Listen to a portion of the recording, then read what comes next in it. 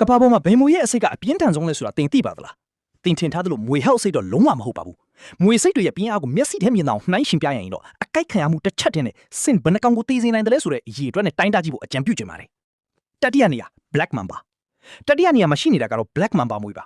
ဒီမွေဟာအရှိ4မီတာအထိရှိနိုင်ပြီးကဘာပေါ်မှာအကျန်းတန်းဆုံးမွေတွေထက်ကတစ်ကောင်ဖြစ်သတ်မှတ်ခံထားပါတယ်အကြောက်ရဆုံးအချက်ကတော့လူတစ်ယောက်ကပြင်းမြတစ်နာရီကို15ကီလိုမီတာနှုန်းပဲပြေးနိုင်ချိန်မှာသူကတော့တစ်နာရီကိုကီလိုမီတာ20နှုန်းနဲ့တွာလာနိုင်တာပါပဲမန်ပါမွေတစ်ချက်အကိုက်ခံရုံနဲ့စင်4ကောင်ကိုလေးချတည်ဆုံးစီနိုင်ပါတယ်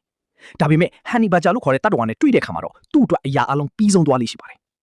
ဒုတိယနေရာငန်းဘီရင်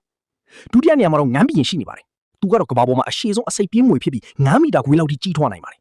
ကြောက်စရာကောင်းတာကဒီမွေဟာတခြားမွေတွေစပားကြီးမွေအကောင်ကြီးတွေကိုတော့ဖမ်းယူစားတော့တတ်ပြီးတခြားမွေတွေရဲ့အစိပ်တွေကိုလည်းခံနိုင်ရင်ရှိပါတယ်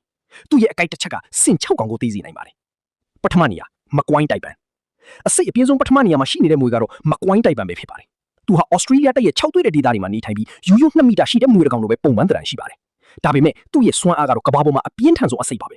အဲ့ဒီအစိပ်နဲ့တစ်ချက်အကိုက်ခံရုံနဲ့စင်ကောင်ကြီး20ကိုထာဝရအိတ်ဆက်သွားအောင်ပို့ဆောင်ပေးနိုင်ပါတယ်